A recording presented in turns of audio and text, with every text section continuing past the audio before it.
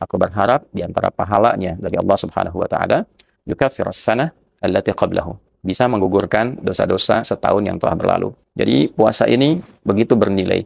Puasa ini walaupun sehari dalam setahun nilainya begitu tinggi. Maksudnya saat menunaikan puasa itu, maka yang kecil-kecil otomatis diampuni. Bila bertobat dalam menunaikan puasa itu, yang besar pun digugurkan. Untuk itulah ketika menunaikan puasa di hari ke-10 di bulan Al-Muharram ini, bahkan Nabi pernah berkomentar. Yang komentar Nabi ini, sabda beliau ini didokumentasikan dan diteruskan oleh sahabat Abu Qatadah radhiyallahu taala anhu. Bismillahirrahmanirrahim. Assalamualaikum warahmatullahi wabarakatuh. Alhamdulillahi rabbil alamin. Wassalatu wassalamu ala rasulillahi nabiyyina wa sayyidina Muhammadin wa ala alihi wa sahbihi wa dhurriyyatihi wa ummatihi ila yaumiddin wa ba'd. Saudariku, saudaraku dimanapun berada, semoga Allah Subhanahu wa ta'ala senantiasa memuliakan kita, menjaga kita dalam ketaatan, dan senantiasa memberikan hidayah kepada kita yang menuntun seluruh sifat dan sikap berkehidupan kita kepada segala kebaikan yang diridhoi oleh Allah sampai kita berpulang kepadanya. Teman-teman dimanapun berada, dalam rangka menjalani kehidupan itu dan berupaya menjadi pribadi yang lebih baik, tentunya banyak beragam tantangan yang kita hadapi, tidak mudah untuk dilalui, dan seringkali membelokkan kita semua dari jalur-jalur kebaikan itu menuju hal-hal yang tidak positif. Untuk itulah Allah Subhanahu wa ta'ala dengan kasih yang sangat mendalam, dengan perhatian yang begitu luas menjangkau seluruh hamba-Nya, Rahman dan Rahimnya, memberikan kita kesempatan yang tiada terbatas untuk kembali mengoreksi keadaan diri kita, mengevaluasi diri, meninggalkan segala jenis yang dilarang, yang mengakibatkan pada kerendahan harkat dan martabat kita di hadapan Allah Subhanahu wa ta'ala. Sampai ajal menjelang tentunya, sampai nafas berada di tenggorokan, semua masih punya kesempatan untuk kembali menjadi lebih baik. Seberat apapun kesalahan yang pernah dilakukan, sehitam apapun dosa yang pernah diperbuat, selalu kita masih memiliki hak untuk menjadi pribadi yang lebih baik sepanjang kita mau kembali dan menanamkan keyakinan yang kuat pada diri kita bahwa Allah tidak pernah memberikan satu batasan untuk memutus rahmat-Nya demi mengampuni kita sebagai hamba-Nya. Demikian Allah menyampaikan di dalam Al-Quran surah ke-39 Az-Zumar di ayat ke-53 itu, Qul ya ibadiyalladzina asrafu ala anfusihim la taqnatu min rahmatillah innallaha yaghfiru dzunuba jami'a. Katakanlah Muhammad sallallahu alaihi wasallam pada seluruh hamba-hambaku, duhai seluruh hambaku yang terkadang ia melakukan dosa-dosa yang begitu melampaui batas, melakukan tindakan-tindakan yang dilarang, yang kadang-kadang tidak berbilang. Bila engkau terfikir untuk kembali menjadi lebih baik, ada kilatan di hatimu untuk berubah, maka jangan pernah engkau menyimpulkan putusnya rahmat Allah Subhanahu wa ta'ala untuk mengampuni seluruh dosa-dosa yang pernah kau kerjakan itu. Maka jangan pernah engkau berputus asa untuk mengharapkan, memohon rahmat Allah, kasih Allah yang begitu dalam. Sungguh Allah Subhanahu wa ta'ala sangat berpeluang mengampuni seluruh dosa-dosa yang pernah engkau lakukan. Teman-teman, demikianlah sifat kasih Allah ditampilkan dalam Al-Quran, bukan hanya sekedar memberikan harapan kita untuk kembali pada jalan kebaikan, tapi betul-betul menuntun kita menuju jalan perubahan yang lebih mulia. Dari sekian waktu yang kita lalui, ada hari-hari, waktu-waktu yang memang secara tegas Allah Subhanahu wa ta'ala khususkan waktu-waktu itu untuk menyentuh hati kita, agar kembali merenungkan, mengevaluasi diri menjadi pribadi yang lebih baik. Di antara sekian waktu itu, ada yang dikenal dengan bulan-bulan terhormat, bulan-bulan hurum. Ada 4 bulan dimaksud, dan keempatnya disatukan dalam informasi secara umum di Quran surah ke-9 ayat 36. At-Taubah ayat ke-36. Inna iddatash syuhuri 'inda Allahi 12 syahran fi kitabillah yauma khalaqas samawati wal arda minha arba'atun hurum. Dzalika ad-dinul qayyim fala tadhlimu fihinna anfusakum. Sungguh jumlah bilangan bulan yang ditetapkan oleh Allah sejak mencipta langit dan bumi yang mengiringi kehidupan itu ada 12 bulan. Setahun 12 bulan. Dari 12 bulan itu ada 4 bulan terhormat. 4 bulan yang menjaga kehormatan kita untuk mengevaluasi diri agar senantiasa menjaga seluruh bagian tubuh kita supaya tidak berperilaku yang menyimpang dari ujung kepala sampai ujung kaki. Mata dicipta untuk melihat yang baik. Ketika melihat yang tidak baik, itu penyimpangan. Lisan dicipta untuk berkata yang baik. Ketika bertutur yang tidak baik, itu penyimpangan. Demikian sampai ke tangan hingga ke ujung kaki.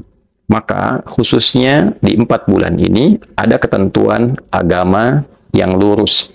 Ada ketentuan syariat yang benar, yang menyentuh kedalaman kalbu kita untuk mengevaluasi. Apakah memang selamanya akan menjadi tidak baik? Sementara Allah memberi kesempatan pada kita sebelum wafat untuk kembali menjadi pribadi yang lebih baik. Maka 4 ini dijelaskan oleh Nabi.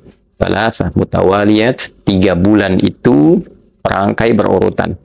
Yaitu bulan ke-11, Dzulqa'dah, bulan ke-12, Dzulhijjah, dan bulan yang pertama, Al-Muharram.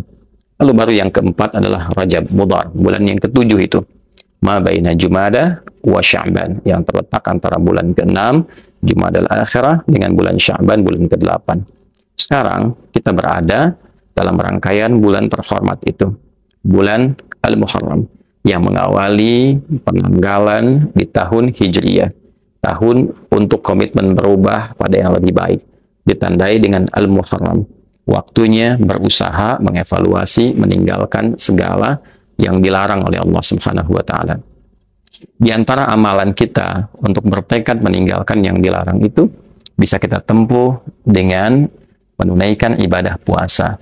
Karena di antara hikmah puasa itu adalah upaya untuk melatih diri kita agar mampu mengendalikan nafsu, sumber yang senantiasa dieksplorasi dan dieksploitasi oleh setan untuk berbuat tindakan-tindakan menyimpang. Dengan puasa kita berusaha kendalikan. Dengan puasa kita berusaha arahkan pada hal yang lebih baik. Di antara penanggalan di bulan Al-Muharram itu ada hari-hari tertentu yang ditekankan sunnahnya oleh Nabi Sallallahu Alaihi Wasallam. Di antaranya informasi yang didokumentasikan oleh Al-Imam Al-Bukhari dan Al-Imam Muslim yang tersambung sanadnya bahkan kepada Sayyidah Aisyah Ummul Mukminin radhiyallahu taala anha, istri Nabi mulia Sayyidah Aisyah, ibunda kita insan beriman. Beliau menyampaikan informasi yang tersambung pada Nabi Sallallahu Alaihi Wasallam, yang kelak informasi ini pun dikuatkan diantaranya oleh sahabat Ibnu Abbas radhiyallahu taala anhuma, bahwa Nabi Sallallahu Alaihi Wasallam saat tiba di Yathrib atau Al-Madinah Al-Munawwarah melihat orang-orang Yahudi menunaikan puasa. Lalu beliau mengkonfirmasi puasa apa yang dikerjakan.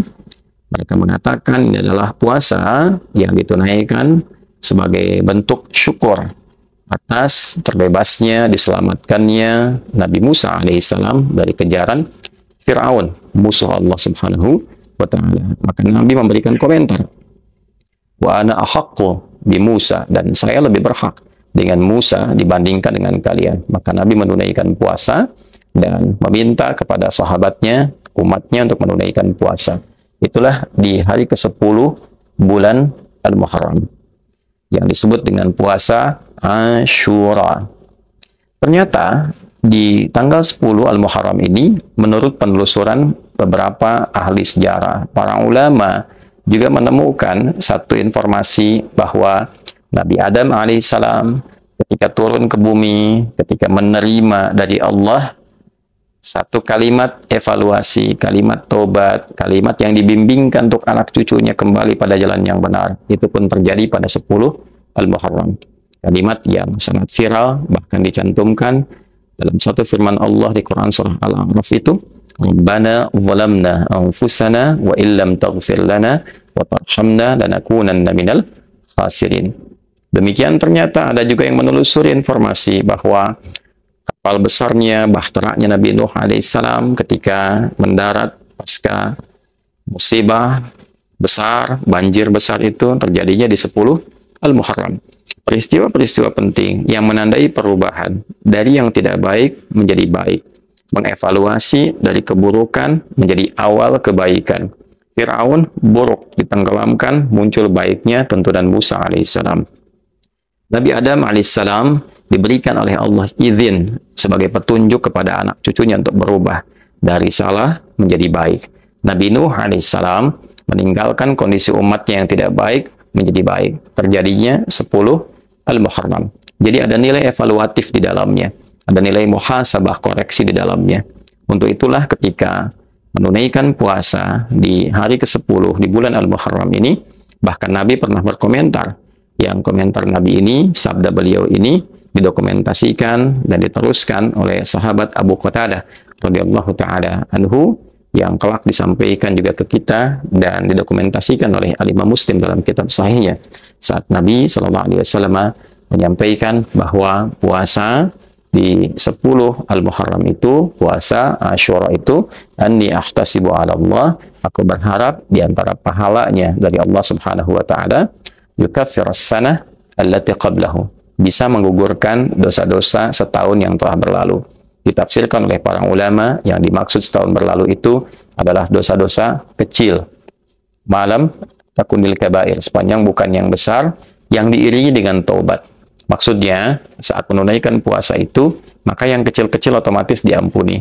Bila bertobat dalam menunaikan puasa itu, yang besar pun digugurkan.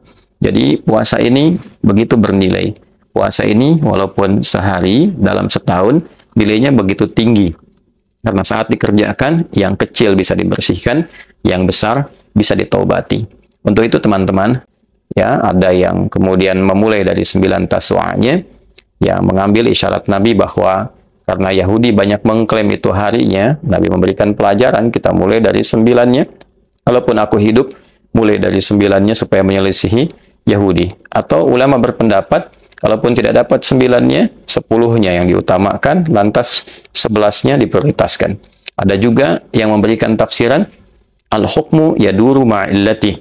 Hukum itu membersamai sebabnya. Bila sudah Yahudinya juga abai, tidak ada lagi kebanggaan, bahkan penunaian dengan itu, maka fokus kepada tanggal 10, itu yang lebih utama. Sunnah nabinya bisa ditunaikan dengan menunaikan puasa, tapi esensi puasa itu terletak pada muhasabahnya, evaluasi dirinya. Di poin terbesarnya, sudah tiba waktunya bagi kita untuk selalu mengevaluasi diri, merenungkan jalan hidup, dan memilih jalan yang benar sebagai bekal kembali yang baik menuju Allah Subhanahu wa taala. Maka saya memohon kepada kita semua dan juga untuk saling mendoakan sekaligus mengevaluasi diri kami, untuk kita semuanya letak kebaikan bukan pada tingginya ilmu, tingginya jabatan, banyaknya harta, tapi letak kebaikan pada bersihnya hati yang ditunjukkan dengan ketaatan kepada Allah dan Rasul-Nya dengan cara yang baik. Bukan hanya ibadah ritualnya, tapi juga ada muamalahnya, ada akhlaknya.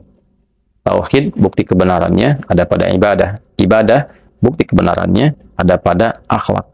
Akhlak disertakan pada muamalah. Innani anallahu la ilaha illa ana fa'budni. Tauhid la ilaha illallah adalah ibadah kepada Allah. Di antara jenisnya, salat. Wa aqimis salata li dzikri. Fungsi salat, inna salata tanha 'anil fahsya wal munkar. Mencegah perbuatan keji dan mungkar. Akhlak. Kapan diterapkan? Dalam konteks muamalah, pergaulan kehidupan kita. Maka tidak bisa dipisahkan antara akidah, ibadah, dan akhlak pada praktek muamalah kita. Semoga kita dilindungi oleh Allah Subhanahu wa taala. Semoga kita diberikan kekuatan untuk selalu saling mendukung, mendoakan, dan mengingatkan dalam kebaikan, meninggalkan hal-hal yang tidak penting dalam kehidupan. Semoga negara kita dilindungi, disatukan, dijauhkan dari perpecahan, ditanamkan rasa saling mencintai dalam diri kita yang mengantarkan kita pada kebahagiaan yang sejati. Subhanakallahumma rabbana wa bihamdika, Asyhadu an la ilaha illa anta nastaghfiruka wa natubu ilaik. Wa akhiru da'wana alhamdulillahi rabbil alamin. Assalamualaikum warahmatullahi wabarakatuh.